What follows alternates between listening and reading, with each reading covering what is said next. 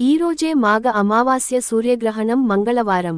ఈరోజు ఏం చేసినా చేయకపోయినా రాత్రి 12 లోపు ఈ వీడియో చూస్తే చాలు, ఈ రోజుతో మీ సుడి తిరిగిపోతుంది. వద్దన్నా ధనం వస్తూనే ఉంటుంది, కష్టాలు పోతాయి, సకల ఐశ్వర్యాలు సిద్ధిస్తాయి, నరక బాధలు తప్పుతాయి, కష్టాలనేవి మీ దరి చేరవు, మీరు పట్టిందల్లా బంగారం లాగా మారుతుంది. ఫ్రెండ్స్, ఈ కథను చివరి వరకు వినండి, మధ్యలోనే ఆపేస్తే ఎటువంటి ఫలితం రాదు కనుక భక్తితో చివరి వరకు వినండి. ఫస్ట్ అయితే కామెంట్ బాక్స్ లో శ్రీమాత్రే నమః అని కామెంట్ చేయండి. అలాగే ఈ వీడియోకి ఒక లైక్ కొట్టి మా ఛానల్ ని సబ్స్క్రైబ్ చేసుకొని మాకు సపోర్ట్ చేయండి. పూర్వకాలంలో కృష్ణవేణి నది తీరాన ధర్మపురి అనే ఒక చిన్న గ్రామం ఉండేది. ఆ గ్రామంలో సోమన్న అనే చాకిలివాడు ఉండేవాడు. సోమన్న చాలా అమాయకుడు, అంతకంటే మిన్నగా కష్టజీవి. తెల్లవారు జామునే నిద్రలేచి ఊరిలో అందరి ఇళ్ల నుంచి మురికి బట్టలు మూట కట్టుకొని తన గాడిది మీద వేసుకొని నదికి వెళ్ళేవాడు. సాయంత్రం దాకా మోకాళ్ల లోతు నీళ్లల్లో నిలబడి బట్టలు ఉతికి ఆరిన తర్వాత వాటిని ఇస్త్రీ చేసి తిరిగి ఇచ్చేవాడు. అంత కష్టపడిన సోమన్న ఇంట్లో దరిద్రం తాండవించేది. భార్య అనారోగ్యం, 3 ఆడపిల్లల పెళ్లిళ్లు తీరని అప్పులు, ఇలా సోమన్న జీవితం ఒక అగ్నిగుండంలో ఉండేది. రోజులు గడుస్తున్న కొద్దీ అతని కష్టాలు రెట్టింపయ్యాయే తప్ప ఒక్క అడుగు కూడా ముందుకు పడలేదు. సరిగ్గా అదే సమయంలో ఒక విచిత్రం జరగటం మొదలైంది. ఎక్కడి నుండి వచ్చిందో ఏమో కాని ఒక నల్లటి కుక్క సోమన్నను నీడల వెంబడించడం మొదలు పెట్టింది. అతను బట్టల మూటతో నదికి వెళ్తూ ఉంటే అది ముందు నడిచేది. అతను బట్టలు ఉతుకుతూ ఉంటే ఒడ్డున కూర్చొని చూస్తూ ఉండేది. ఊరి జనం రేయి సోమన్న ఆ నల్ల కుక్క శనిలాంటిది, దాన్ని తరిమే అనేవారు కాని సోమన్నకు ఆ కుక్క కళ్లల్లో ఏదో తెలియని జాలి కనిపించేది. తన దగ్గర ఉన్న ఒక రొట్టె ముక్కను కూడా సగం వేసి దానికి పెట్టేవాడు. ఒకరోజు సోమన్న నది వడ్డున బట్టలు ఉతుకుతూ ఉండగా ఒక ముసలి సిద్ధాంతి గారు అటుగా వచ్చారు. ఆయన సోమన్న ముఖంలో ఉన్న దీనత్వాన్ని చూసి, ఏమయ్యా సోమన్న, ఇంత కష్టపడుతున్నావు కాని నీ రాత ఎందుకు మారటం లేదు అని అడిగారు. సోమన్న కన్నీళ్లు పెట్టుకొని తన కష్టాలన్నీ చెప్పుకున్నాడు. అప్పుడు ఆ సిద్ధాంతి గారు ఆకాశం వైపు చూసి ఇలా అన్నారు, నాయనా, కాలం ఎప్పుడూ ఒకేలా ఉండదు. త్వరలోనే మాఘమాసం వస్తుంది. ఈ మాసంలో వచ్చే అమావాస్య అత్యంత పవిత్రమైనది. ఆ రోజున నువ్వు ఒక పని చేయాలి. నీకున్న కష్టాలన్నీ తొలగిపోయి అష్టైశ్వర్యాలు సిద్ధించాలంటే మాఘ అమావాస్య రోజున నువ్వులు, చెప్పులు, గొడుగు దానం చేయాలి. ఈ 3 వస్తువులు దానం చేస్తే పితృదేవతలు శాంతిస్తారు, గ్రహదోషాలు పోతాయి. ముఖ్యంగా ఆ నల్లకును దూరం చేసుకోకు, అది కాలభైరవుడి స్వరూపం కావచ్చు అని చెప్పి వెళ్ళిపోయారు. సోమన్నకు ఒక ఆశ చిగురించింది, కాని మరుక్షణమే ఒక పెద్ద సమస్య గుర్తొచ్చింది. దానం చేయడానికి తన దగ్గర పైసా కూడా లేదు. నువ్వులు అంటే ఏజీల కొద్దీ కొనాలి, కొత్త చెప్పులు కొనాలి, గొడుగు కొనాలి. ఆ రోజుల్లో అవన్నీ కొనాలంటే సోమన్నకు నెలకు వచ్చే సంపాదన చాలదు. మాఘ అమావాస్యకు ఇంకా వారం రోజులు ఉంది అనగా సోమన్న జీవితంలో ఒక పెద్ద కుదుపు వచ్చింది. అతను ఉతుకుతున్న బట్టల్లో ఊరి పెద్దగారి పట్టు వస్త్రం ఒకటి నదిలో కొట్టుకుపోయింది. ఊరి పెద్ద సోమన్నను పిలిపించి, నా పట్టు వస్త్రం పోగొడతావా? ఆ బట్ట విలువ 100 రూపాయలు అంటే అప్పట్లో అది చాలా పెద్ద మొత్తం. ఆ డబ్బు ఇచ్చేదాకా నీకు ఇచ్చే డబ్బులు ఆపేస్తూ ఉంటాను అని హుంకారం జారీ చేశాడు. సోమన్నకు దిక్కు తోచలేదు, ఉన్న పని పోయింది, దానానికి డబ్బు లేదు. ఆ నల్ల కుక్క మాత్రం సోమన్న ముఖం వైపు దీనంగా చూస్తుంది.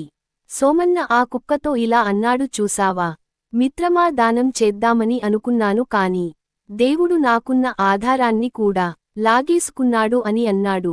ఆ రాత్రి సోమన్న నిద్రపోతూ ఉండగా ఒక కల వచ్చింది. ఆ కలలో అదే నల్ల కుక్క కనిపిస్తూ ఊరి చివర ఉన్న పాత శివాలయం వెనుక తవ్వమని సైగ చేసింది. ఉదయాన్నే లేచిన సోమన్నకు అది భ్రమ అనిపించిన, మరో దారి లేక అక్కడికి వెళ్ళాడు. అక్కడ తవ్వగా అతనికి ఒక పాత ఇత్తడి చెమ్ము దొరికింది. అందులో కొన్ని వెండి నాణాలు ఉన్నాయి. సోమన్న కళ్లల్లో ఆనందం, ఇవి నా కష్టార్జితం కాదు కాని దానానికి పనికొస్తాయి అని అనుకుంటూ ఊరి పెద్ద అప్పు తీర్చేసి మిగిలిన రబ్బుతో మంచి నువ్వులు గడియారపు గొడుగు బలమైన చెప్పులు కొన్నాడు. అమావాస్య రోజు రానే వచ్చింది. సోమన్న తెల్లవారు జామునే నదిలో స్నానం చేసి దాన వస్తువులను పట్టుకొని ఒక యోగ్యుడైన బ్రాహ్మణుడి కోసం వెతుకుతున్నాడు. కాని ఆ రోజు విపరీతమైన గాలివాన మొదలైంది. గాలికి గొడుగులు ఎగిరిపోతున్నాయి, వానకు కాళ్ళు తడిసిపోతున్నాయి. సోమన్న దగ్గర ఉన్న గొడుగును చూసి ఒక ధనవంతుడు వచ్చి, ఈ గొడుగు నాకు ఇచ్చేయి, నీకు రూపాయలు ఇస్తాను అన్నాడు. సోమన్న నిరాకరించాడు. ఇది దానానికి తెచ్చింది అన్నాడు.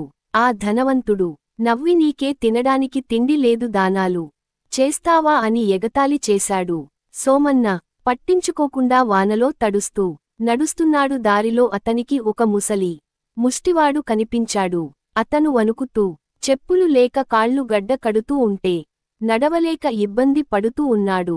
సోమన్న అతని దగ్గరికి వెళ్లి, తాతా, ఇవిగో ఈ చెప్పులు వేసుకో, ఈ గుడుగు పట్టుకో, ఈ నువ్వులు నీకు ఆహారంగా పనికొస్తాయి, తీసుకో అని సమర్పించాడు. ఆ ముసలివాడు ఆ వస్తువులను అందుకొని సోమన్న వైపు చూసి ఒక్కసారిగా మాయమైపోయాడు. ఆశ్చర్యపోయిన సోమన్న చుట్టూ చూసడు. అక్కడ ఎవరూ లేరు. కేవలం ఆ నల్లకు మాత్రమే తోక ఊపుతూ నిలబడి ఉంది. కాని అసలు కథ అప్పుడే మొదలయింది. సోమన్న ఇంటికి తిరిగి రాగానే తన పాత గుడిస స్థానంలో ఒక పెద్ద భవనం ఉంది. తన భార్య పూర్తి ఆరోగ్యంతో పట్టుచీర కట్టుకొని ఎదురొచ్చింది. ఏమండీ, మీరు వెళ్ళిన కాసేపటికి ఒక పెద్దాయన వచ్చి మీ పితృ దేవతలు మీ మీద ప్రసన్నమయ్యారు అని చెప్పి ఈ బంగారు నాణాల మూట ఇచ్చి వెళ్లారు అని చెప్పింది. సోమన్న నోట మాట రాలేదు. తను చేసిన ఆ చిన్నదానం, అది కూడా అత్యంత క్లిష్ట పరిస్థితుల్లో చేయటం వల్ల దైవ కటాక్షం కలిగిందని గ్రహించాడు. అయితే కదా ఇక్కడితో ముగియలేదు. మరుసటి రోజు ఊరి పెద్ద సోమన్న దగ్గరకు పరిగెత్తుకుంటూ వచ్చాడు. సోమన్న, నిన్న రాత్రి మా తాత కలలోనికి వచ్చి నీకు అన్యాయం చేశానని నన్ను తిట్టారు. ఆ పట్టు వస్త్రం నా ఇంట్లోనే ఉంది. నేను పొరపాటు పడ్డాను. ఇదిగో నీకు నష్టపరిహారంగా ఈ ఎకరం భూమి రాసిస్తున్నాను అని అన్నాడు. సోమన్నకు అర్థమైంది ఇదంతా మాఘ అమావాస్య మహిమ అని. కాని ఆ నల్లకు ఎక్కడికో పోయింది. సోమన్న కుక్క కోసం ఊరంతా వెతికాడు. రికి ఆ ఊరి శివాలయంలో కాలభైరవుడి విగ్రహం దగ్గర ఆ కుక్క ప్రశాంతంగా పడుకొని కనిపించింది. సోమన్న అక్కడికి వెళ్లి దానికి నమస్కరించక ఆ కుక్క లేచి శివాలయం గర్భగుడిలోనికి వెళ్లి మాయమైపోయింది. అప్పుడు సోమన్నకు అర్థమైంది, తన కష్టకాలంలో తనను కనిపెట్టుకొని ఉన్నది సాక్షాత్తు కాలభైరవుడని. మాఘ అమావాస్య రోజున నువ్వులు దానం చేయటం వల్ల పితృదోషాలు తొలగిపోయాయి. గొడుగు దానం చేయడం వల్ల తనపై ఉన్న కర్మల నీడ తొలగిపోయింది. చెప్పులు దానం చేయడం వల్ల జీవితంలో అడ్డంకులు తొలగిపోయాయి. సోమన్న అప్పటి నుంచి ప్రతి మాఘ అమావాస్యకు పేదలకు అన్నదానం, వస్త్రదానం చేస్తూ సుఖ సంతోషాలతో జీవించాడు. అష్టైశ్వర్యాలు అంటే కేవలం డబ్బు మాత్రమే కాదు, ఆరోగ్యము, ప్రశాంతత, సంతానం కూడా అని సోమన్న జీవితం నిరూపించింది. కథ విన్నవారికి, చదివిన వారికి కూడా మాఘ అమావాస్య పుణ్యఫలం లభిస్తుంది. అలాగే ఈరోజే సూర్యగ్రహణం ఏర్పడబోతుంది కనుక సూర్య చంద్ర గ్రహణాలు ఎంత శక్తివంతమైనవే తెలిపే ఈ పవిత్ర కథను వింటే చాలు, నరక బాధలు తప్పుతాయి, కష్టాలు రాకుండా ఉంటాయి. పూర్వం విద్యానగరం అనే అగ్రహారంలో విశ్వనాథ శాస్త్రి, అన్నపూర్ణ అనే బ్రాహ్మణ దంపతులు నివసిస్తూ ఉండేవారు. వారికి వేదాలు, శాస్త్రాలు, పురాణాలు అంటే ఎనలేని భక్తి. వారి ఏకైక కుమారుడి పేరు కాశీనాథ్. అతను చిన్నదనం నుంచే అద్భుతమైన మేధావి. 10 ఏళ్ల వయసుకే వేదాలను కంఠస్థం చేశాడు. 12 ఏళ్లకే తర్కశాస్త్రంలో పట్టు సాధించాడు. అతని కీర్తి దేశమంతటా వ్యాపించింది. కాని జ్ఞానంతో పాటు అతనిలో గర్వం కూడా పెరిగింది. తనకు ఉన్న జ్ఞానం ముందు తరతరాలుగా వస్తున్న ఆచారాలు, సాంప్రదాయాలు మూఢ నమ్మకాలుగా కనిపించసాగాయి. పెద్దలు చెప్పే ప్రతి మాటకు ఒక శాస్త్రీయ కారణం వెతకటం, అది దొరకనప్పుడు వాటిని ఎగతాళి చేయటం అతనికి అలవాటైంది. తల్లిదండ్రులు అతని ప్రవర్తనకు ఎంతగానో చింతించేవారు. నాయనా, జ్ఞానం వినయాన్ని ఇవ్వాలి కాని గర్వాన్ని కాదు. మన పూర్వీకులు మూర్ఖులు కారు, వారి ప్రతి ఆచారం వెనుక లోతైన అర్థం ఉంది అని వారు ఎంత చెప్పినా కాశీనాథు చెవికెక్కించుకునేవాడు కాదు. ఒకనాడు పౌర్ణమి రోజున సంపూర్ణ చంద్ర గ్రహణం రాబోతుందని జ్యోతిష్య పండితులు ప్రకటించారు. ఆ వార్త వినగానే విద్యానగరంలోని ప్రజలందరూ గ్రహణ నియమాలను పాటించడానికి సిద్ధమయ్యారు. ఇళ్లన్నీ శుభ్రం చేసుకొని వండిన పదార్థాలపై నీళ్ల కుండలపై దర్భగడ్డిని ఉంచారు. గ్రహణానికి 3 గంటల ముందే భోజనాలు ముగించి ఉపవాసానికి సిద్ధమయ్యారు. గ్రహణ సమయంలో భగవన్నామ స్మరణ మంత్ర జపం చేయటం వల్ల అనంతమైన పుణ్యఫలం లభిస్తుందని వారి నమ్మకం. అన్నపూర్ణ గారు కాశీనాథ్ వద్దకు వచ్చి, నాయనా, కాశీ గ్రహణం సమీపిస్తోంది, స్నానం చేసి జపానికి కూర్చో, ఈ సమయంలో ఏమీ తినకూడదు, బయట తిరగకూడదు. గ్రహణ సమయంలో వాతావరణంలో అశుభ శక్తులు ఎక్కువగా ఉంటాయి. వాటి నుండి మనల్ని మనం కాపాడుకోవాలి అని ప్రేమగా చెప్పింది. దానికి కాశీనాథ్ అట్టహాసంగా నవ్వి, అమ్మ, నువ్వు కూడానా? ఈ 20వ శతాబ్దంలో కూడా ఈ మూఢ నమ్మకాలు ఏంటి? చంద్రగ్రహణం అంటే భూమి నీడ చంద్రుడి మీద పడటం అంతే, అది ఒక ఖగోళ అద్భుతం. దానికి మనం తినే తిండికి జపాలకు సంబంధం ఏమిటి? ఆకాశంలో జరిగే దానికి మనం ఇంట్లో ఎందుకు దాక్కోవాలి? ఇదంతా అజ్ఞానం అని తేలికగా కొట్టి పారేశాడు విశ్వనాథ శాస్త్రి. కలుగజేసుకొని, ఒరేయ్ మూర్ఖుడా, నీకు తెలిసింది అక్షరజ్ఞానం మాత్రమే, ఆత్మజ్ఞానం కాదు. గ్రహణం కేవలం నీడ కాదు, అది విశ్వశక్తుల సమతుల్యత దెబ్బతినే కాలం. సూర్యచంద్రులు రాహుకేతువులచే పీడించబడే సమయం. ఆ సమయంలో వెలువడే కిరణాలు మన శరీరంపై, మనసుపై తీవ్ర ప్రతికూల ప్రభావాన్ని చూపుతాయి. అందుకే మన ఋషులు ఈ నియమాలను పెట్టారు. ఉపవాసం వల్ల జీర్ణ వ్యవస్థకు విశ్రాంతి లభించి శరీరం తేలిక పడుతుంది. మంత్రజపం మన చుట్టూ ఒక రక్షణ కవచాన్ని ఏర్పాటు చేస్తుంది. దర్భగట్టికి ప్రతికూల శక్తులను నిర్వీర్యం చేసే శక్తి ఉంది. ఇది మూఢనమ్మకం కాదు, ఇది ఒక దివ్యమైన ఆధ్యాత్మిక శాస్త్రం అని గంభీరంగా వివరించాడు. ఈ కాశీనాథ్ వినలేదు, నాన్న, ఈ పాతకాలపు కథలు కట్టి పెట్టండి, నేను చదువుకున్న వాడిని, నా కళ్లతో చూడనిది, నా తర్కానికి అందనిది నేను నమ్మను. ఈరోజు మీరందరూ ఆచరించే ఈ పిచ్చి నియమాలన్నీ అర్ధరహితమని నేను నిరూపిస్తాను. నేను గ్రహణ సమయంలోనే భోజనం చేస్తాను. ఆరు బయట నిలబడి గ్రహణాన్ని చూస్తాను. నాకేమవుతుందో చూద్దాం అని సవాలు విసిరాడు. తల్లిదండ్రుల గుండెలు తరుక్కుపోయాయి. కొడుకు మూర్ఖత్వానికి వారి కళ్లల్లో నీళ్లు తిరిగాయి. వద్దు నాయన, దైవంతో ప్రకృతితో పంతానికి పోవద్దు. వికాసాలే విపరీత బుద్ధి అంటారు, మా మాట విను అని అన్నపూర్ణ మ్రతిమలాడింది. కాని కాశీనాథ్ వారి మాటలను పెడచెవిన పెట్టాడు. చీకటి పడింది. నెమ్మదిగా చంద్రుని అంచున నల్లని నీడ కదలటం ప్రారంభమైంది. ఊరంతా నిశ్శబ్దంగా మారింది. ప్రతి ఇంట్లో నుండి ఓంకారనాథం మంత్ర పఠనం మాత్రమే వినిపిస్తోంది.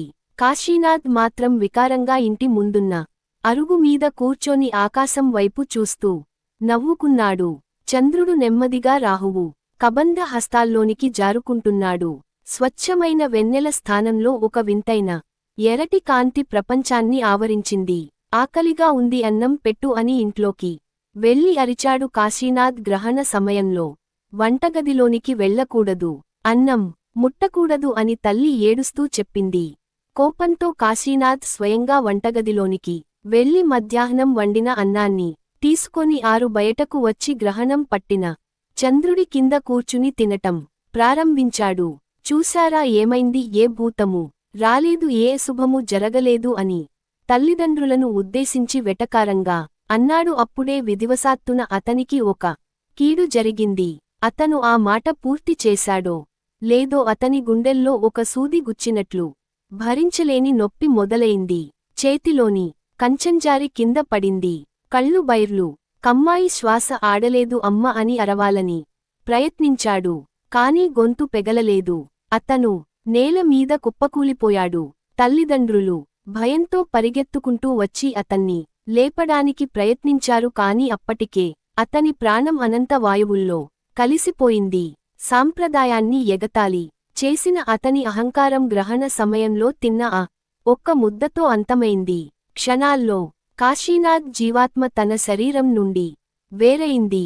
తన నిర్జీవమైన దేహం పక్కన నిలబడి గుండె లభిసేలా రోదిస్తున్న తల్లిదండ్రులను చూసి అతను నిశ్చేష్టుడయ్యాడు. ఏమిటి, నేను చనిపోయానా, ఎలా, ఎందుకు అని అతను అయోమయంలో ఉండగానే భయంకరమైన ఆకారాలు ఉన్న ఇద్దరు యమబులు ప్రత్యక్షమై అతని సూక్ష్మ శరీరాన్ని పాశాలతో బంధించి ఈడ్చుకుంటూ తీసుకువెళ్లారు. చీకటిమయమైన భయంకరమైన లోకాల గుండా అతని ప్రయాణం సాగింది. చివరికి అతన్ని యమధర్మరాజు సభలో ప్రవేశపెట్టారు. చిత్రగుప్తుడు అతని పాప పుణ్యాల చిట్టాను విప్పాడు. ఈ జీవి పేరు కాశీనాథ్. బ్రాహ్మణుడిగా జన్మించి వేదాలను అభ్యసించిన పుణ్యం ఉంది. కాని ఆ జ్ఞానం ఇచ్చిన గర్వంతో తల్లిదండ్రులను ధిక్కరించాడు.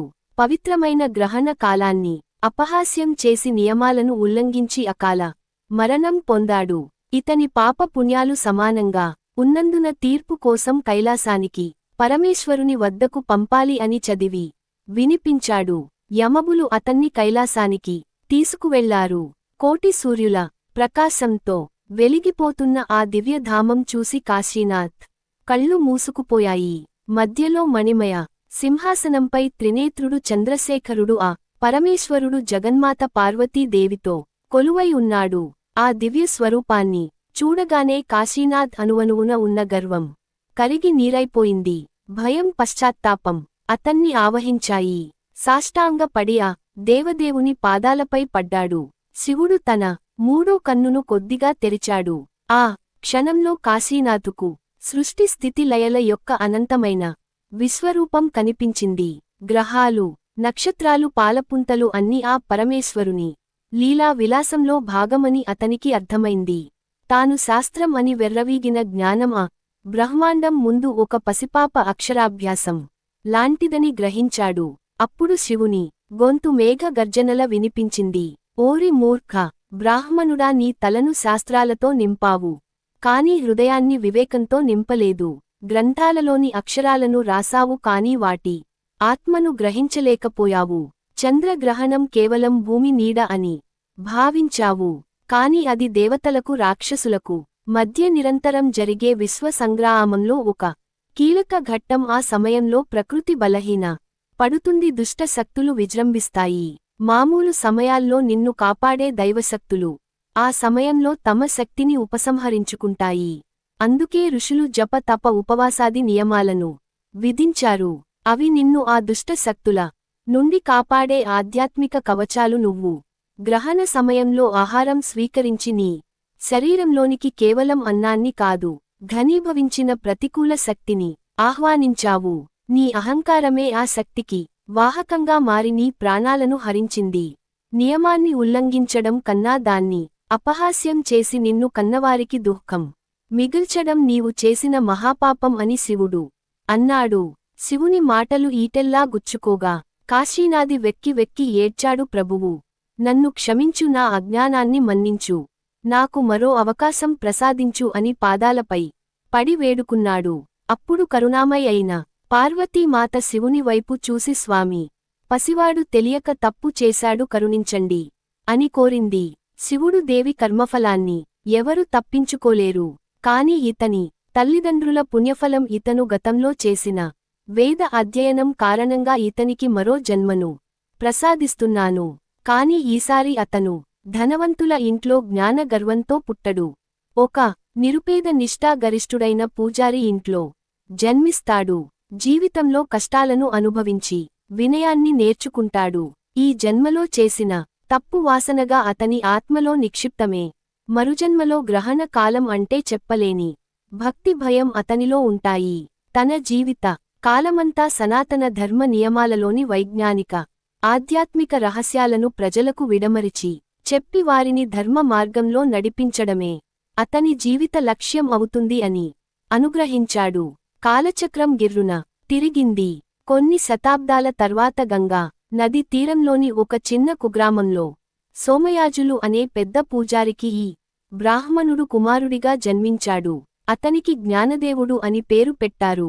జ్ఞానదేవుడు చిన్నప్పటి నుండి అసాధారణమైన భక్తి శ్రద్ధలతో పెరిగాడు. ముఖ్యంగా గ్రహణం వస్తుందంటే చాలు అతనిలో తెలియని ఒక ఆందోళన, అప్రమత్తత కనిపించేవి. ఒకసారి సంపూర్ణ సూర్యగ్రహణం వచ్చినప్పుడు ఊరి వారంతా భయపడుతూ ఉంటే 10 ఏళ్ల జ్ఞానదేవుడు అందరికీ ధైర్యం చెప్పాడు. భయపడకండి, ఇది భగవంతుడు మన కర్మలను ప్రక్షాళన చేసుకోవడానికి ఇచ్చిన సువర్ణ అవకాశం. మనమందరము ఉపవాసం ఉండి నదీ స్నానం చేసి గ్రహణమంతా భగవన్నామ స్మరణ చేద్దాం. మన జపం యొక్క శక్తి మనల్ని, మన గ్రామాన్ని కాపాడుతుంది అని ఒక అభజ్ఞుడైన ఋషిలా చెప్పాడు. అతని మాటల్లోని భక్తికి, నిజాయితీకి గ్రామస్తులందరూ ఆశ్చర్యపోయి అతను చెప్పినట్లుగానే నియమాలను పాటించారు. జ్ఞానదేవుడు పెరిగి పెద్దవాడై గొప్ప పండితుడిగా, మహర్షిగా కీర్తి పొందాడు. అతను తన పూర్వజన్మ అయినటువంటి కాశీనాథుని ఎన్నడూ గుర్తు చేసుకోలేదు. కాని పరమేశ్వరుని సన్నిధిలో నేర్చుకున్న పాఠం అతని ఆత్మలో చరిగిని ముద్ర వేసింది. అతను దేశమంతటా పర్యటించి ప్రజలకు కేవలం శాస్త్రాలను బోధించడమే కాకుండా వాటి వెనుక ఉన్న విశ్వ సత్యాలను, ఆచారాలలోని అంతరార్థాలను వినయంతో వివరించాడు. అహంకారంతో జ్ఞానాన్ని ప్రదర్శించిన కాశీనాథ్ మరుజన్మలో వినయంతో అదే జ్ఞానాన్ని పంచి తన జన్మను సార్థకం చేసుకున్నాడు. అలాగే ఈరోజు నిజమైన భక్తి అంటే ఏమిటో తెలిపి ఈ పవిత్ర కథను వింటే చాలు, మీ కష్టాలు, సమస్యలు పోతాయి, మీ జీవితం అద్భుతంగా మారిపోతుంది. అనగనగా అనంతగిరి అనే ఒక అందమైన గ్రామం ఉండేది. ఆ గ్రామం మధ్యలో ఎంతో పురాతనమైన, చూడడానికి అత్యంత శోభాయమానంగా ఉండే శ్రీ లక్ష్మీదేవి ఆలయం ఒకటి ఉండేది. ఆ ఆలయానికి శివశర్మ అనే ఒక పండితుడు పూజారిగా ఉండేవాడు. అతను లక్ష్మీదేవికి పరమ భక్తుడు. అతని శక్తి ఎంత గొప్పదో అతని పేదరికం కూడా అంత గొప్పది. శివశర్మ, అతని భార్య పార్వతి అత్యంత అధిక పేదరికంలో జీవించేవారు. వారికి బంధువులు ఎవ్వరూ లేకపోవడంతో గ్రామస్తులు దయతలచి ఇచ్చే ధాన్యం, పప్పులతోనే వారి జీవితం గడిచేది. గ్రామస్తులు దానంగా ఇచ్చిన ధాన్యాన్ని పార్వతి ఎంతో ఓపికగా వండి ముందుగా అమ్మవారికి నైవేద్యం కోసం సిద్ధం చేసేది. శివశర్మ ప్రతిరోజు తెల్లవారు జామునే నిద్రలేచి చన్నీటి స్నానం చేసి భార్య వండిన ప్రసాదాన్ని తీసుకొని గుడికి బయలుదేరేవాడు. అమ్మవారికి నైవేద్యం సమర్పించిన తర్వాత మిగిలిన ప్రసాదాన్ని వారు ఆ పూటకు ఆహారంగా స్వీకరించేవారు. వారి జీవితం పేదరికంలో ఉన్న వారి మనసులు మాత్రం భక్తి సంతృప్తితో నిండి ఉండేవి. ఇలా రోజులు ప్రశాంతంగా గడుస్తూ ఉన్నాయి. ఒకరోజు ఉదయం శివశర్మ యథావిధిగా భార్య ప్రేమగా చేసి ఇచ్చిన పులిహోర ప్రసాదాన్ని ఒక పాత్రలో పెట్టుకొని ఆలయానికి బయలుదేరాడు. అలా వెళ్తున్న తనకు దారిలో ఒక పెద్ద మర్రి చెట్టు కింద ఒక వృద్ధుడు అత్యంత దీన స్థితిలో కూర్చుని ఉండటం గమనించాడు. ముసలాయన కళ్ళు కనిపించటం లేదు. బట్టలు చిరిగిపోయి ఉన్నాయి. ఆకలితో అతని ముఖం పీకుపోయింది. శివశర్మ ఆ గ్రామంలో అతడిని మున్నెన్నడూ చూడలేదు. ఆ వృద్ధుడి దయనీయమైన స్థితిని చూసి శివశర్మ హృదయం ద్రవించింది. అతను మనసులో, ఓ లక్ష్మీదేవి, ఏమిటి నీ లీల తల్లి, ఈ వృద్ధుడిని చూస్తూ ఉంటే నా గుండె తరుక్కుపోతోంది. పాపం, కళ్ళు లేక ఆకలితో ఎంత నరకం అనుభవిస్తున్నాడో కదా. ప్రతి జీవిలోనూ నీవే ఉంటావని అంటారు కదా. ఇతని ఆకలి తీర్చడం కూడా నీకు చేసే పూజ లాంటిదే కదా అని అనుకున్నాడు. వెంటనే తన చేతిలో ఉన్న ప్రసాదం పాత్ర వైపు చూశాడు. ఒక్క క్షణం కూడా ఆలోచించకుండా ఆ వృద్ధుడి వద్దకు వెళ్ళాడు. తాత, ఎవరు నువ్వు? ఈ ఊరికి కొత్తగా వచ్చావా? నేను ఇప్పుడు ఇక్కడ చూడలేదే నిన్ను అని ప్రేమగా పలకరించాడు. దానికి ఆ వృద్ధుడు నీరసంగా తలపైకెత్తి, అవును నాయనా, నాది పక్క ఊరే, కళ్ళు కనబడటం లేదని పనికి రాని వాడినని నా కన్న కొడుకే నన్ను ఇక్కడికి తీసుకొచ్చి వదిలేసి పోయాడు. నా వాళ్లకే నేను భారమయ్యాను. ఎటు పోవాలో ఏం చేయాలో తెలియక ఈ చెట్టు కిందే ప్రాణాలు వదిలేద్దామని కూర్చున్నాను బాబూ అని కన్నీళ్లు పెట్టుకున్నాడు. ఆ మాటలు విన్న శివశర్మకు మరింత బాధ కలిగింది. బాధపడకు తాత, నీకు ఎవరూ లేకపోతేనే నేనున్నాను. సాక్షాత్తు ఆ శ్రీ మహాలక్ష్మి దేవియే నీకు తోడుగా ఉంటుంది. నన్ను నీ మనవడిలా భావించు. ఇదిగో ఈ ప్రసాదం తీసుకో. ఎప్పుడు తిన్నావో ఏమో, ముందు కాస్త కడుపు నింపుకో అని తన చేతిలోని ప్రసాదాన్ని ఆ వృద్ధుడికి ఇచ్చాడు. ఆ వృద్ధుడు ఈ ప్రసాదాన్ని ఆత్రంగా తిని కడుపు నింపుకున్నాడు. అతని ముఖంలో కొద్దిగా జీవం కనిపించింది. చాలా సంతోషం నాయన, దేవుడు ఇలా వచ్చి నా ఆకలి తీర్చావు. నీది చాలా మంచి మనసు. ఆ జగన్మాత నిన్ను చల్లగా చూస్తుంది. నీకు అంతా మంచే జరుగుతుంది అని మనస్ఫూర్తిగా దీవించాడు. అయ్యో తాత, పెద్దవారు మీరు మమ్మల్ని ఆశీర్వదించాలి, కాని ఇలాంటి మాటలు చెప్పకూడదు. సరే తాత, నేను గుడికి వెళ్ళవస్తాను అని చెప్పి శివశర్మ ఆలయానికి వెళ్ళాడు. అక్కడ లక్ష్మీదేవి విగ్రహం ముందు నిలబడి చేతులు జోడించి అమ్మ లక్ష్మీదేవి ఈరోజు నీకు నైవేద్యం సమర్పించనందుకు నన్ను క్షమించు. నేను వస్తున్న దారిలో ఆకలితో అలమటిస్తున్న ఒక అందవృద్ధుడు కనిపించాడు. అతనిలో నీ రూపాన్నే చూశాను, అందుకే నీకు పెట్టాల్సిన ప్రసాదాన్ని అతనికి పెట్టి ఆకలి తీర్చాను.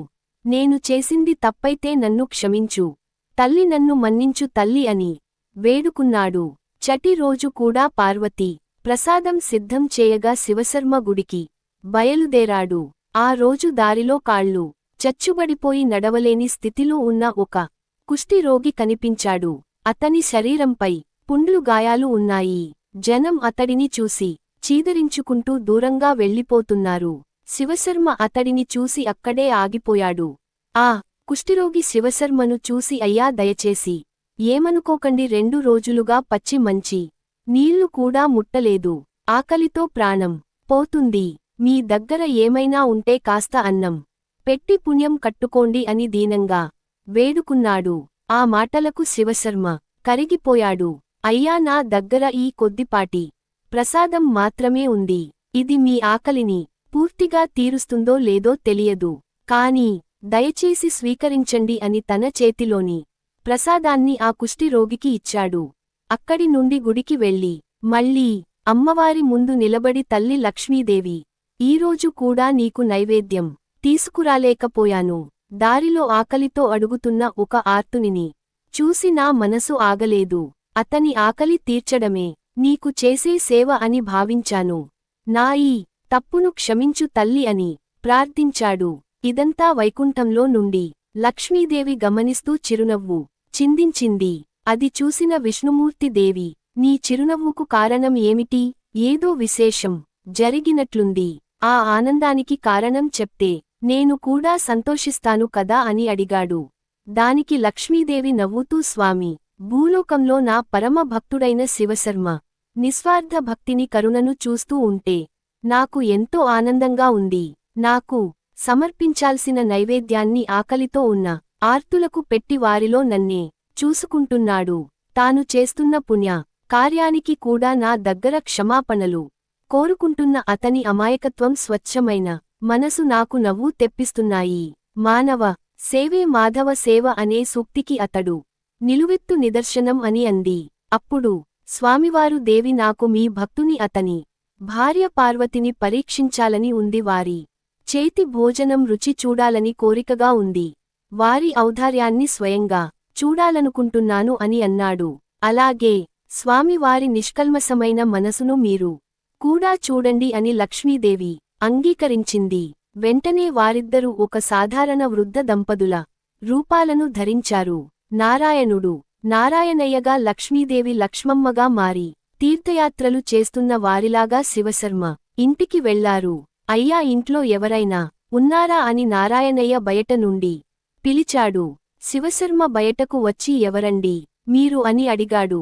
అయ్యా, నా పేరు నారాయణయ్య, ఈమె నా భార్య లక్ష్మమ్మ. మేము దూర ప్రాంతం నుండి యాత్రలు చేసుకుంటూ వస్తూ ఉన్నాము. దారిలో తెచ్చుకున్న భోజనం అయిపోయింది. ఆకలితో నడవలేకపోతున్నాము. దయచేసి కాస్త అన్నం పెట్టి ఆదుకోగలరా అని అడిగారు. అయ్యో, దానికేముంది, అతిథులు సాక్షాత్తు దైవ స్వరూపులు, మీరు లోపలికి రండి అని వారిని ఆప్యాయంగా లోపలికి పిలిచి కాళ్ళు కడుక్కోవడానికి నీళ్లు ఇచ్చాడు. పార్వతి వారికి ఆకులు వేసి ఆ పూట తాము తినడానికి వండుకున్న అన్నాన్ని, కూరను వడ్డించింది. ఆ వృద్ధ దంపతులు భోజనం చేశారు. కాని లక్ష్మమ్మ రూపంలో ఉన్న లక్ష్మీదేవి, అమ్మ, నా ఆకలి ఇంకా తీరలేదు, ఇంకొంచెం అన్నం పెట్టగలవా అని అడిగింది. పార్వతి ఏమాత్రం సంకోచించకుండా, తప్పకుండా తల్లి, మీరు మొహమాట పడకుండా కడుపునిండా తినండి అని చెప్పి మిగిలిన అన్నం మొత్తం వడ్డించేసింది. అలా ఆ పూటకు వారు వండుకున్న భోజనం అంతా ఆ దంపతులకే పెట్టేశారు. భోజనం చేశాక ఆ దంపతులు అయ్యా అడగ్గానే కాదనకుండా మా ఆకలి తీర్చారు. ఆ లక్ష్మీనారాయణులు మిమ్మల్ని చల్లగా చూడాలి, ఇక మేము వెళ్ళొస్తాము అని చెప్పి అక్కడి నుండి వెళ్ళిపోయారు. వారు వెళ్ళిన కొద్దిసేపటికి ఒక సాధువు శివశర్మ ఇంటి ముందుకు వచ్చి భిక్షాం దేహి అని గట్టిగా అరిచాడు. శివశర్మ బయటకు వచ్చి స్వామీ, నమస్కారం, మీకు ఏం కావాలి అని అడిగాడు.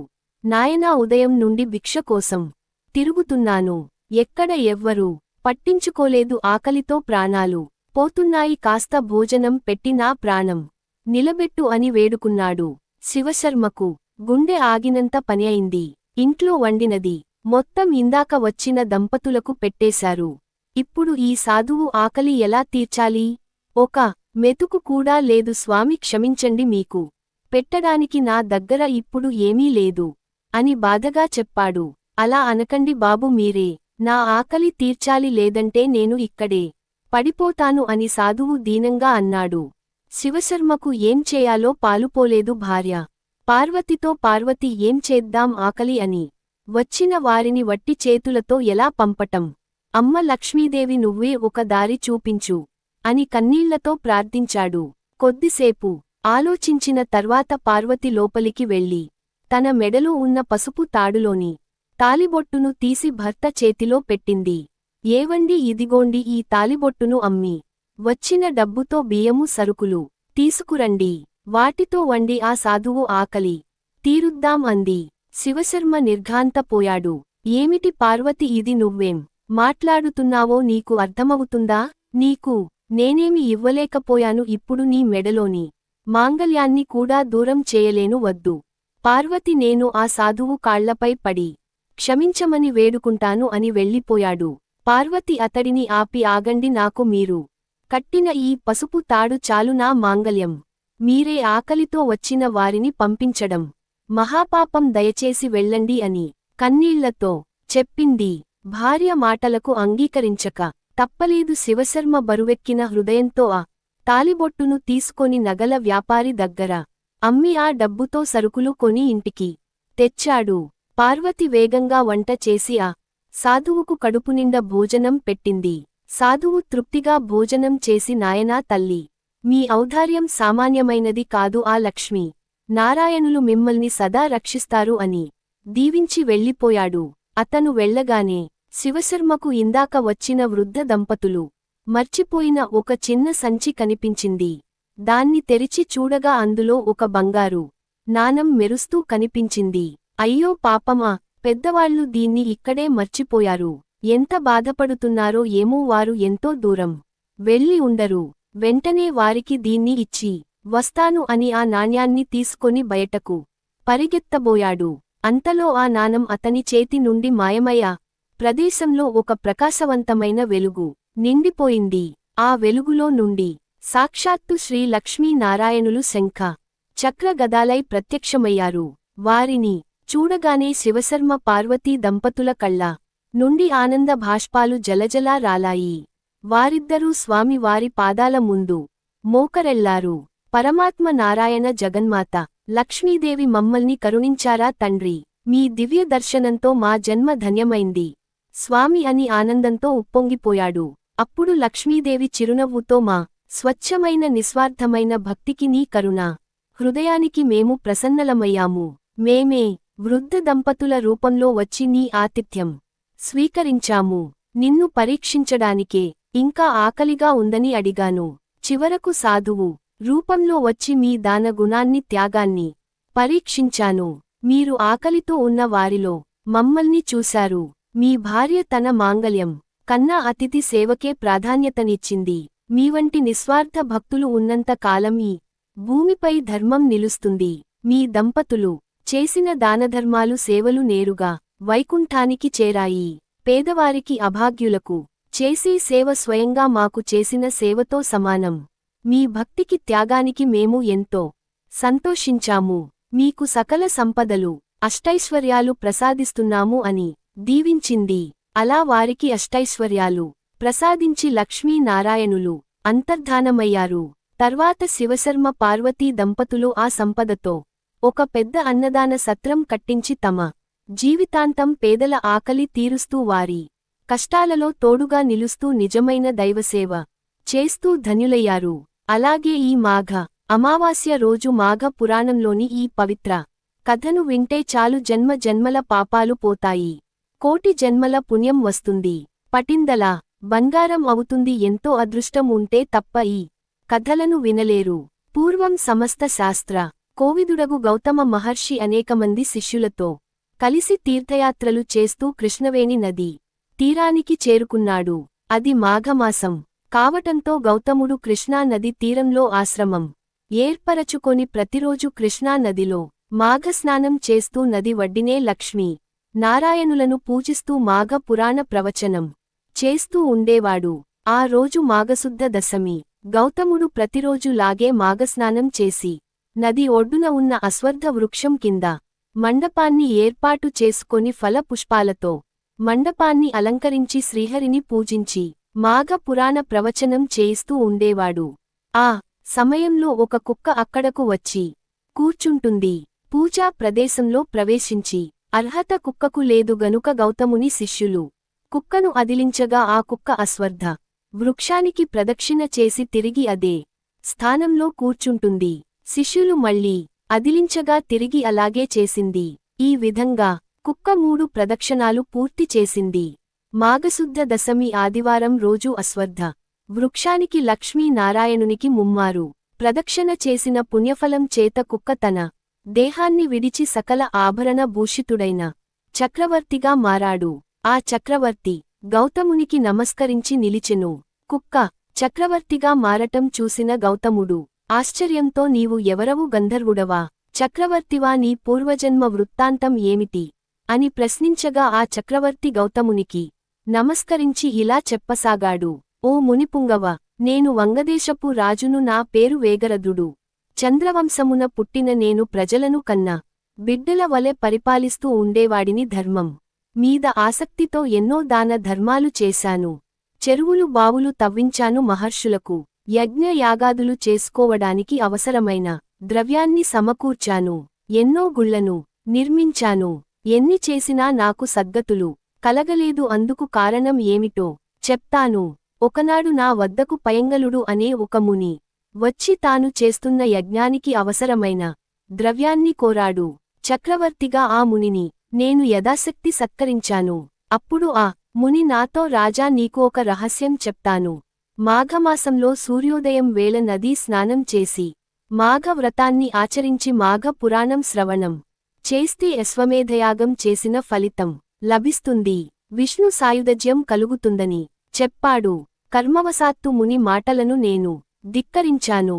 ఆ మునితో నేను చలి బాధలను తట్టుకోలేనని, చలికి మరణిస్తానని, మరణించాక నేను ఏ ధర్మాలు ఆచరించలేనని చెప్పి మాఘ స్నానం చేయడానికి ఒప్పుకోలేదు.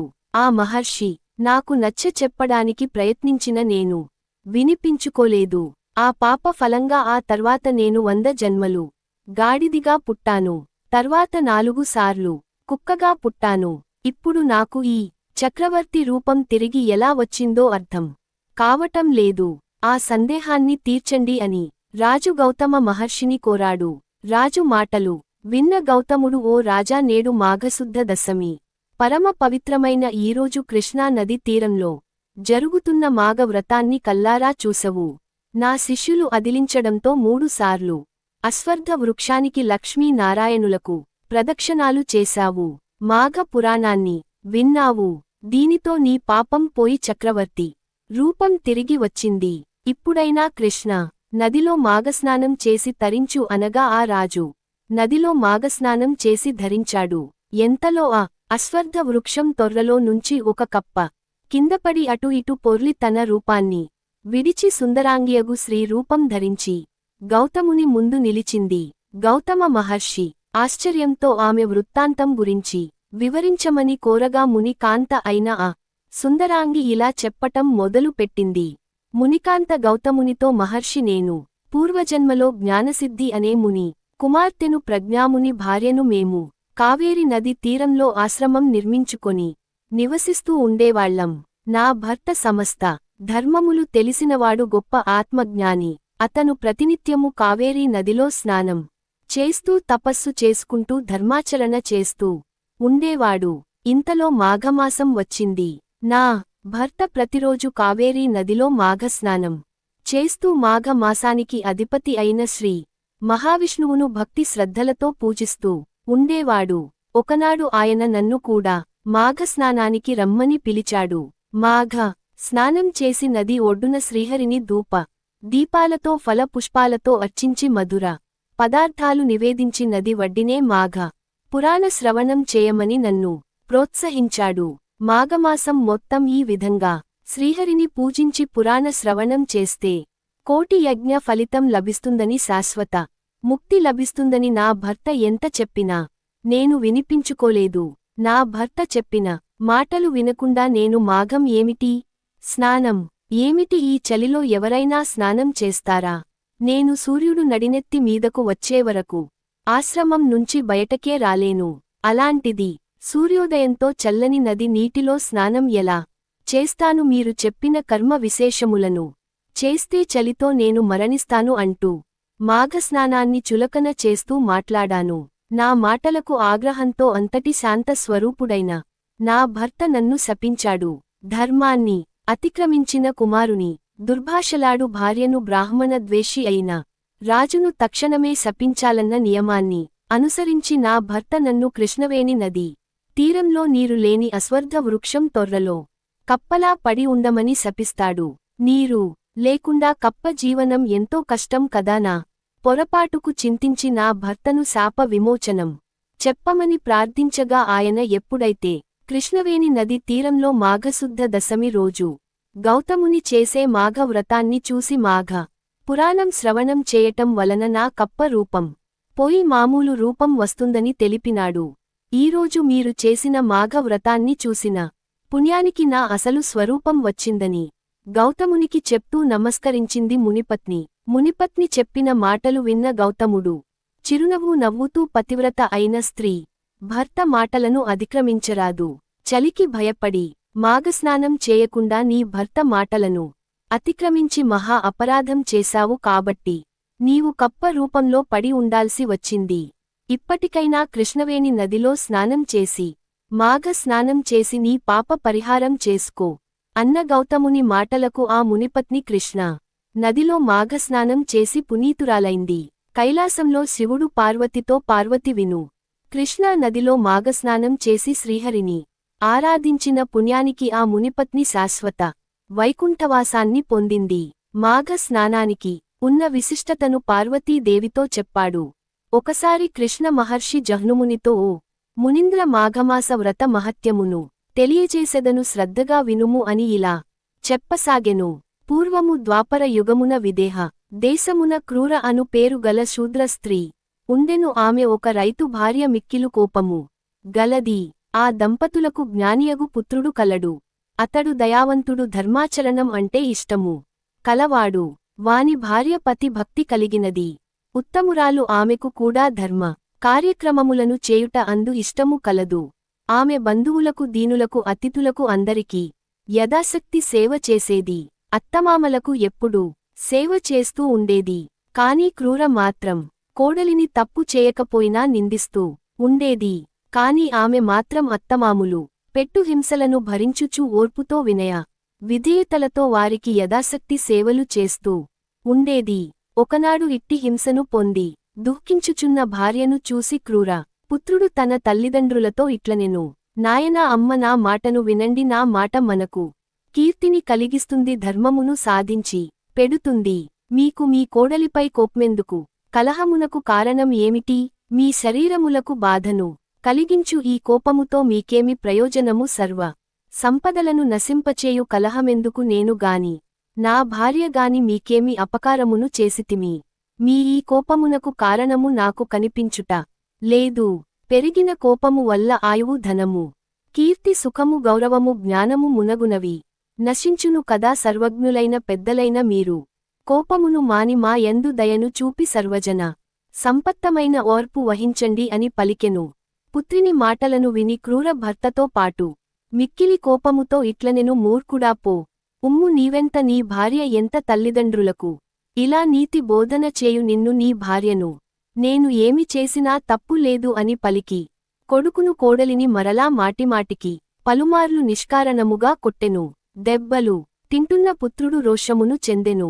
కాని తర్వాత సహజమైన శాంతమును పొందెను. అయ్యో, తల్లిదండ్రులను ద్వేషించుట ఎంత తప్పు. అటివారు శాశ్వతముగా నరకమునకు పోదురు కదా. తల్లిదండ్రులకు సమానమైన దైవము వేరే ఒకటి లేదు. స్త్రీకు భర్తను మించిన దైవమును లేదు కదా. విష్ణువుతో సమాన దైవము గంగతో సమానమగు తీర్థము మరేమీ లేవు కదా అని తలిచెను. భార్యను కూడా తగు మాటలతో ఓరడించెను. ఓర్పుగా ఉండమని సమాధాన పరిచెను. కోపిష్టి అయిన క్రూర మాత్రం కోడెలను కొట్టి ఒక గదిలో ఉంచి తలుపులను మూసి వేసెను. ఆమె కుమారుడు అకృత్యమును చూసి తల్లిని ఏమి అనలేక పితృభక్తి వలన ఏమి చేయలేక మౌనముగా బాధపడుచు ఎప్పటిలాగానే తల్లిదండ్రులకు సేవ చేస్తూ ఉన్నాడు. కోడలు ఆ గదిలో 7 రోజులు అన్నము నీరు లేక నిర్భదంలో ఉండెను. ఇరుగు పొరుగువారు బంధువులు మిత్రులు ఈ పని మంచిది కాదని చెప్పినా కూడా క్రూర వారి మాటలను వినిపించుకొనలేదు. కోడలిని అలాగే నిర్బంధించి పీడించెను. 7వ దినమున కోడలు అన్నము నీరు లేకపోవటం వలన దుఃఖించి కృషించి మరణించెను. 12వ దినమున క్రూర కుమారుడు భార్యను చూడాలని తల్లికి తెలియకుండా తలుపు తెరిచి చూసెను. అక్కడ భార్య మరణించి ఉంది. మరణించిన భార్యను చూసి బాధతో అతను నిశ్చేష్టుడయ్యాడు. కొంత సమయానికి స్పృహ వచ్చి చిరకాలము దుఃఖించెను. గాలికి పడిన చెట్టు వలె దుఃఖభారముచే నేలపై పడెను. క్రూర కోడలిని బంధించిన గది యొక్క తలుపు తెరిచి ఉండుటను గమనించి కోపించెను. కాని అక్కడికి వెళ్లి చూస్తే కోడలు మరణించి ఉంది. మరణించిన కోడలిని దుఃఖ వివసుడై పుత్రుని చూసి ఆశ్చర్యముగా ఆమెకు కూడా దుఃఖము వచ్చెను. అప్పుడు ఆమె తనను తాను చేతులతో పట్టుకొనుచు చిరకాలము శోకించెను. ఆమె ఏడుపును విని అందరూ ఏమైందో అని చూడవచ్చిరి. విషయమును తెలుసుకొని క్రూరను బహువిధములుగా నిందించారు. కొందరు బంధువులు కోడలి శవమును తీసుకొని వెళ్లి దహనము చేసిరి. క్రూర కుమారుడు దుఃఖమును భరింపలేక అక్కడ ఉండలేక గంగా తీరమును చేరెను. కొంతకాలమునకు శోకభారమున మరణించెను. క్రూర కూడా పశ్చాత్తాపను పొందెను. పుత్ర శోకమును భరించలేక చిరకాలము దుఃఖించెను. ఆమె భర్త కూడా శోకించెను. వారలా అధికముగా శోకించుట చూసి జనులందరూ కూడా విచారించితిరి. కాని ఇప్పుడు బాధపడితే ఏం లాభం అని ఊరుకున్నారు. పుత్ర శోకమును భరింపలేక నిద్రాహారములు మానిన వారు కొంతకాలమునకు మరణించిరి.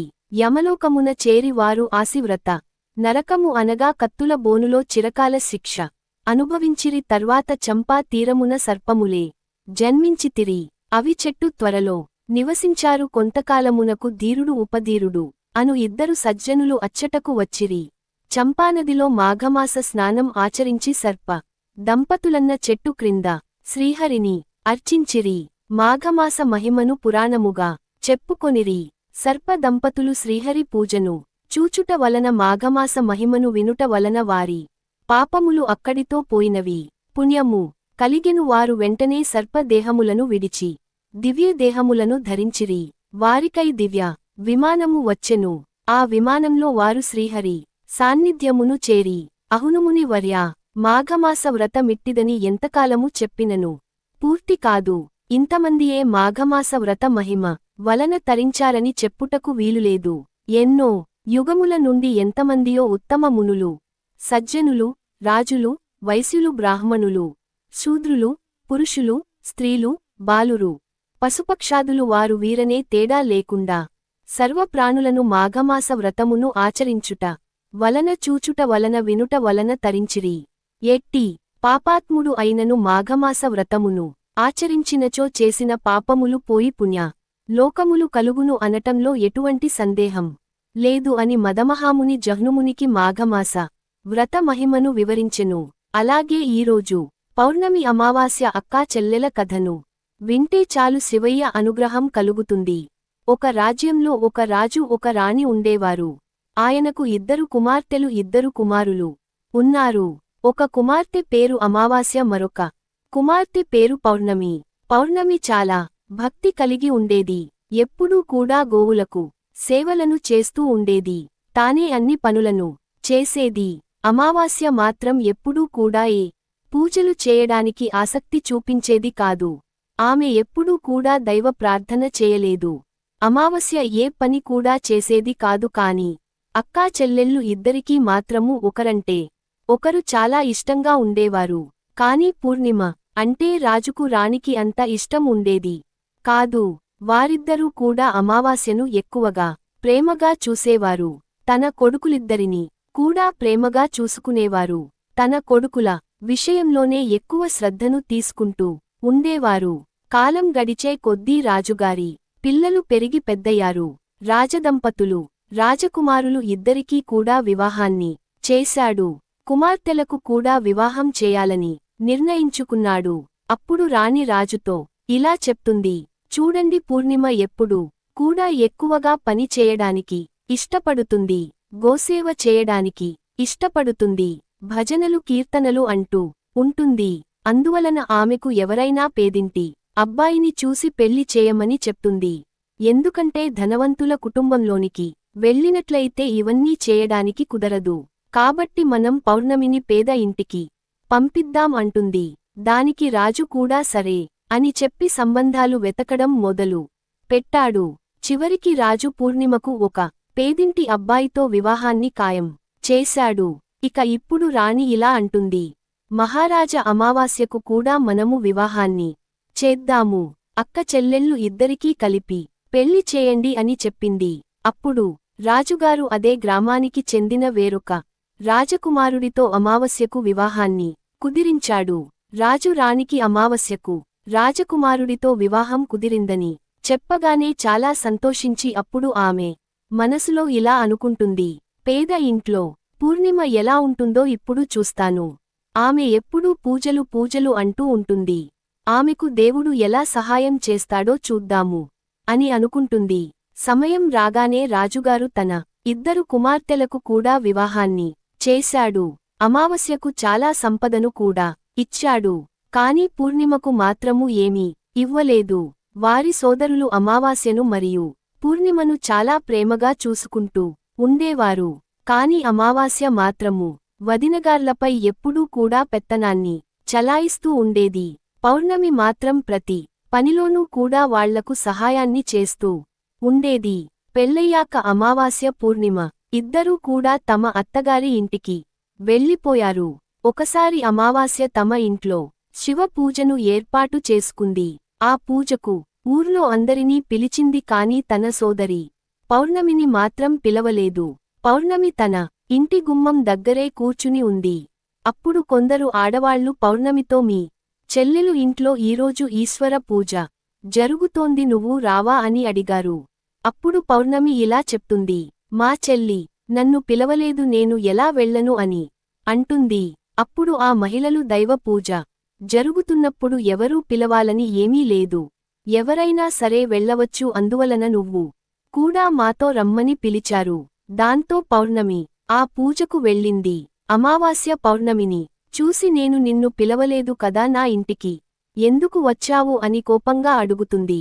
వస్తే వచ్చావు గాని నిశ్శబ్దంగా ఒకచోట కూర్చొని ఉండు, అటు ఇటు తిరగకు అని చెప్పింది. పౌర్ణమి పేదరికం గురించి ఎగతాళి చేసింది. పూర్ణిమ కళ్లల్లో నుండి నీళ్లు ప్రవహించాయి. ఆమె శివునని ప్రార్థించడం ప్రారంభించింది. ఓ మహాదేవా, నువ్వు నా పట్ల ఎప్పుడు దయ చూపిస్తావు? నేను చేసిన తప్పేమిటి? పూజలు చేయటం నా తప్ప, పని చేయటం నా తప్ప, దేవుడు ఎప్పుడు నన్ను కరుణిస్తాడు అనుకుంటూ ఆమె దేవునని వేడుకుంటూనే ఉంది. ఆ శివ పూజ మొత్తం కూడా పూర్తయపోయింది.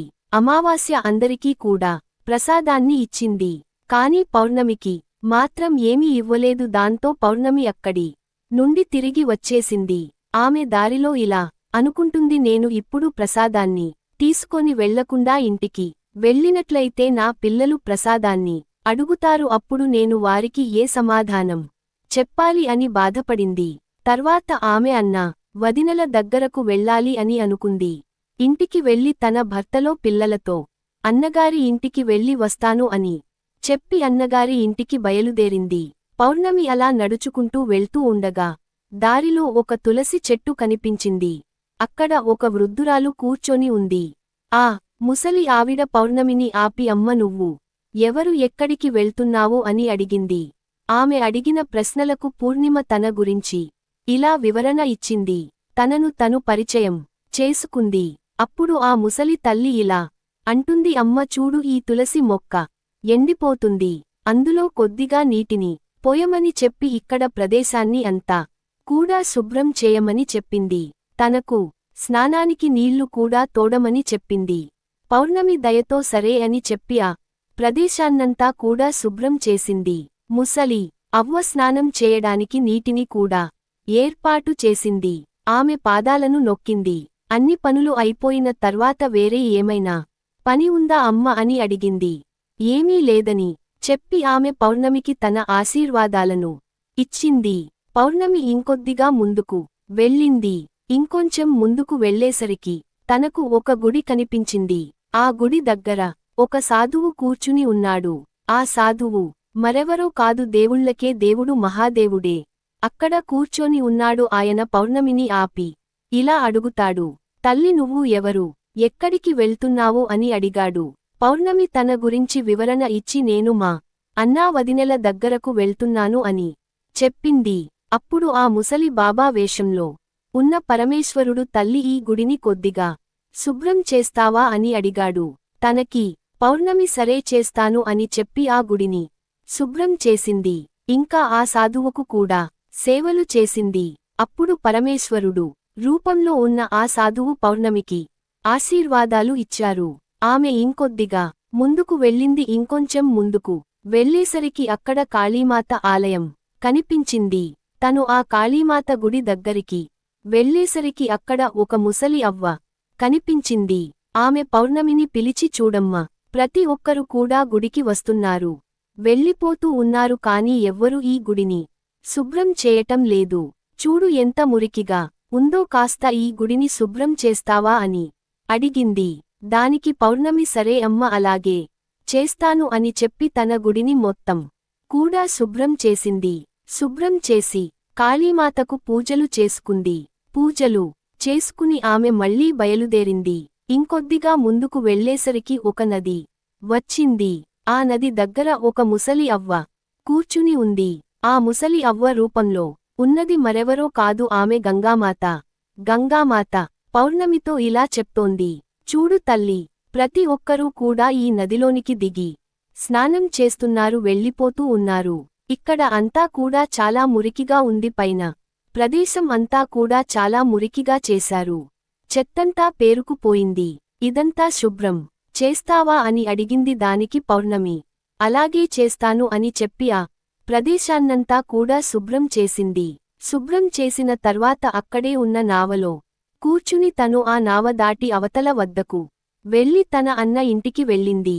అన్నా వదిన గార్ల ఇంటికి వెళ్ళేసరికి పౌర్ణమి రాకకు వారు చాలా సంతోషపడ్డారు. ఆ రోజంతా కూడా వారు పౌర్ణమితో మంచిగా కబుర్లు చెప్పుకుంటూ ఉన్నారు. రాత్రి అయింది. పౌర్ణమి వాళ్ల ఇంట్లోనే నిద్రపోయింది. ఉదయం లేచి పౌర్ణమి నేను వెళ్ళి వస్తాను అని చెప్పేసరికి వదినగార్లు తనకు ఎరుపు రంగు చీరను ఇచ్చారు. ఆ చీరను కట్టుకొని వెళ్ళమని చెప్పారు. సరే అని చెప్పి పౌర్ణమి ఆ చీరను కట్టుకుంది. అక్కడి నుండి బయలుదేరుతూ ఉంటే వదిన గారులు ఇద్దరూ కూడా ఒక సంచిని తనకు ఇచ్చారు. ఆ సంచిని తీసుకొని వెళ్ళమని చెప్పారు. ఆమె సంచిని తీసుకొని బయలుదేరింది. మళ్ళీ అదే నావ ఎక్కి మళ్ళీ ఇవతల గట్టుకు వచ్చింది. వచ్చి అక్కడ గంగామాత కూర్చుని ఉంది కదా. గంగామాత కూడా పౌర్ణమికి ఒక సంచిని ఇచ్చింది. తను ఆ రెండవ సంచిని కూడా తీసుకుంది. పౌర్ణమి ఇంకొద్దిగా ముందుకు వచ్చేసరికి కాళీమాత ఆలయం కనిపించింది. అక్కడ ఉన్న ముసలి అవ్వ కూడా పౌర్ణమికి ఇంకొక సంచిని ఇచ్చింది. ఆ సంచిని కూడా తీసుకొని పౌర్ణమి ఇంకా ముందుకు బయలుదేరింది. ఇంకా కొంచెం ముందుకు వెళ్ళేసరికి తులసీమాత వచ్చింది. అక్కడ కూడా పౌర్ణమికి తులసిమాత దగ్గర ఉన్న ముసలి అవ్వ ఇంకొక సంచిని ఇచ్చింది. అన్నిటినీ తీసుకొని పౌర్ణమి తన ఇంటికి చేరుకుంది. ఇంటికి చేరుకున్న తర్వాత తను అన్నా వదినలు ఇచ్చిన సంచిని ముందుగా విప్పింది. దానిలో మిఠాయిలు ఉన్నాయి, ఇంకా కొత్త బట్టలు ఉన్నాయి. వాటిని తీసి మిఠాయిలను తన పిల్లలకు ఇచ్చింది. కొత్త బట్టలను తన పిల్లలకు ఇచ్చింది. తర్వాత గంగామాత ఇచ్చిన సంచిని తెరిచింది. ఆ సంచి నిండా కూడా బంగారంతో నిండి ఉంది. అది చూసి పౌర్ణమి చాలా ఆశ్చర్యపోయింది. తర్వాత ఆమె కాళీమాత దగ్గర ఉన్న అవ్వ ఇచ్చిన సంచిని తెరిచేసరికి అది కూడా ధనధాన్యాలతో నిండి ఉంది. తర్వాత పరమేశ్వరుడు ఇచ్చిన సంచిని తులసి మాత ఇచ్చిన సంచిని తీసేసరికి వాటన్నిటి నిండా కూడా ధనధాన్యాలు ఉన్నాయి. పౌర్ణమి చాలా సంతోషపడింది. తన పేదరికం పోయిందని ఎంతో ఆనందించింది. ఇప్పుడు తన ఇంట్లో ఎటువంటి లోటు కూడా లేదు. తను చాలా సంతోషంగా జీవిస్తుంది. కొన్ని రోజులు గడిచిన తర్వాత పౌర్ణమి ఇంట్లో శివ పూజను ఏర్పాటు చేసుకోవాలి అని అనుకుంది. అనుకున్నదే తడువుగా తను శివ పూజను ఏర్పాటు చేసుకుంది. ఏర్పాటు చేసుకుని అమావాస్యను కూడా తన ఇంటికి పిలిచింది. అప్పుడు ఊరిలోని ఆడవాళ్లందరూ కూడా శివ పూజలో పాల్గొనడానికి వచ్చారు. అమావాస్య కూడా వచ్చింది. అమావాస్య పౌర్ణమిని చూసి నీకు ఇంత ధనం ఎలా వచ్చింది అని అడిగింది. అప్పుడు పౌర్ణమి, నేను మీ ఇంటికి వచ్చినప్పుడు నువ్వు ప్రసాదాన్ని ఇవ్వలేదు. నేను అదే బెంగలో అన్నా వదినల దగ్గరకు వెళ్దామని బయలుదేరాను అని జరిగిన విషయాన్నంతా కూడా అమావాస్యకు చెప్పింది. అప్పుడు అమావాస్య పౌర్ణమితో, నువ్వు నాకు కూడా ప్రసాదాన్ని ఇవ్వకు, నేను కూడా అలానే వెళ్తాను అని చెప్పింది. కాని పౌర్ణమి మాత్రం, నేను ప్రసాదాన్ని ఎందుకు ఇవ్వకుండా ఉంటాను, ప్రసాదము అందరికీ పంచాలి, అందువలన నేను ప్రసాదాన్ని అందరికీ పెడతాను అని చెప్పింది. కాని అమావాస్య వినకుండా ఆ ప్రసాదాన్ని తీసుకోకుండానే తను బయలుదేరింది. అమావాస్య బయలుదేరిన తర్వాత తనకు మొదటిగా తులసి చెట్టు వద్ద ఉన్న ముసలి అవ్వ కనిపించింది. ఆ అవ్వ అమావాస్యతో ఇలా అంటుంది, అమ్మాయి తులసి, చెట్టుకు చాలా రోజుల నుండి నీళ్లు లేవు. ఆ ప్రదేశమంతా కూడా చాలా మురికిగా ఉంది. నువ్వు శుభ్రం చేస్తావా అని అడిగింది. దానికి అమావాస్య, ఓ అవ్వ, ఏం మాట్లాడుతున్నావు, నన్ను చూసవా నువ్వు? నేను ఈ పనులన్నీ చేసినట్లయితే నా బట్టలన్నీ కూడా మురికి అయిపోతాయి. అందువలన నేను అవేమి చేయను అని చెప్పి తను అక్కడి నుండి ముందుకు వెళ్ళిపోయింది. ముందుకు వెళ్ళేసరికి తనకు పరమేశ్వరుడు కనిపించాడు. సాధువు రూపంలో ఉన్న పరమేశ్వరుడు గుడిని శుభ్రం చేయమని అడిగితే అదే సమాధానాన్ని చెప్పింది అమావాస్య. తను కాళీమాతకు, గంగామాతకు, అందరికీ కూడా అదే సమాధానాన్ని చెప్పింది. చెప్పి తన నావను దాటి తన అన్న వదినెల ఇంటికి వెళ్ళింది. అమావాస్య రావటంతో వదినలు, ఇది ఎందుకు వచ్చింది మన ఇంటికి అని అనుకుంటున్నారు. సరే అని చెప్పి అమావాస్య ఆ రోజుకు అక్కడే ఉంది. మరుసటి రోజు ఉదయాన్నే నేను బయలుదేరుతున్నాను అని చెప్పేసరికి అన్న వదినలు సరే వెళ్ళి రమ్మని అంటారు. అప్పుడు అమావాస్య, అదేంటి, నన్ను వెళ్ళిపోయి ఉంటున్నారా? పౌర్ణమి వచ్చినప్పుడు పౌర్ణమికి మీరు సంచిని ఇచ్చి పంపించారు, మరి నాకు ఏమి ఇవ్వరా అని అడిగింది. అలా అడిగేసరికి వదినలు, అమ్మ సంచి నీ ఇంటికి పంపిస్తాము, నువ్వు వెళ్ళిపో అని అంటారు. అమావాస్య మళ్లీ నదిని దాటి గంగామాత దగ్గరకు వచ్చింది. గంగామాతను కూడా నేను వెళ్తున్నాను అని చెప్పింది. ఆమె కూడా సరే వెళ్ళు అని అనేసరికి, నాకు సంచిని ఇవ్వరా అని అడిగింది. నీ ఇంటికి వస్తుంది, వెళ్ళిపోమని చెప్పింది అవ్వ కాళీమాత. పరమేశ్వరుడు తులసి మాత కూడా సంచిని ఇంటికి వస్తుంది, వెళ్ళిపో అని చెప్తారు. అమావాస్య ఇంటికి చేరుకునేసరికి తన ప్రాంగణంలో 5 సంచులు ఉన్నాయి. అమావాస్య ఆ 5 సంచులు తెరచి చూసేసరికి మట్టితోనూ రాళ్లతోనూ పాములు తేళ్లతోనూ నిండి ఉన్నాయి. అవి బయటికి వచ్చి తన ఆస్తిని తినేశాయి. అమావాస్యకు బుద్ధి వచ్చింది. అప్పుడు తను, దేవుడా, భగవంతుడా, నన్ను కాపాడమంటూ వేడుకుంటూ ఉంది. అప్పుడే పౌర్ణమి అక్కడికి వచ్చింది. అప్పుడు అమావాస్య పౌర్ణమితో, నీకు సమస్తమైన సుఖాలు లభించాయి, కానీ నాకు ఏమీ లభించలేదు ఎందుకు అని అడిగింది. దానికి పౌర్ణమి, నేను అందరితో చాలా మంచిగా ప్రవర్తించాను. ఇంకా అన్నా వదినలకు నేను ఎప్పుడూ కూడా సహాయాన్ని చేస్తూనే ఉన్నా, నువ్వు వదినలకు ఎప్పుడూ ఎటువంటి సహాయాన్ని చేయలేదు. నీకు వదినలు ఎందుకు సహాయం చేస్తారు అని అడిగింది. పైగా నువ్వు దారిలో కనబడిన అవ్వలకు, సాధువుకు ఎవ్వరికీ కూడా విలువను ఇవ్వలేదు. వారు చెప్పిన ఏ మాటను కూడా నువ్వు వినలేదు. అందువలనే భగవంతుడు నీకు ఏమి ఇవ్వలేదు అని అంటుంది. అప్పుడు అమావాస్య పౌర్ణమిని క్షమించమని అడిగింది. ఇదంతా కూడా తెలిసి తెలియకుండానే జరిగిపోయింది అని చెప్పింది. నేను కూడా భగవంతుని ప్రార్థించి వీటన్నిటిని పొందుతాను అని చెప్పింది. అప్పుడు పూర్ణిమ ఇలా అంటుంది, చెల్లి, నువ్వు ఎప్పుడూ కూడా ఈ 3 సూత్రాలను గుర్తుపెట్టుకో. సూత్రము, అందరి పైన కూడా దయ కలిగి ఉండాలి. ప్రతిరోజు కూడా 108 సార్లు ఓం నమః శివాయ అనే మంత్రాన్ని జపిస్తూనే ఉండు. 3వ సూత్రంగా ఎప్పుడూ ఎవ్వరిని కూడా బాధ పెట్టకూడదు. మంచి కర్మలనే చేస్తూ ఉండాలి. ఈ 3 సూత్రాలను ఎప్పుడూ కూడా పాటిస్తూ ఉండాలి. వాటిని ఎప్పుడూ కూడా మనసులో ఉంచుకోవాలి. నేను మంచి మనసుతో భగవంతుని ప్రార్థించాను. అందరికీ కూడా సహాయాన్ని చేశాను. అందరి పనులను చేశాను. అందువలనే నాకు అన్నీ లభించాయి. నీ దగ్గర ఏమున్నాయో అవన్నీ కూడా పోగొట్టుకున్నావు అని అంది. అప్పుడు అమావాస్య బుద్ధి తెచ్చుకొని ఇంటికి వెళ్ళింది. అప్పటి నుండి ఇంట్లో పూజలు చేయటం ప్రారంభించింది.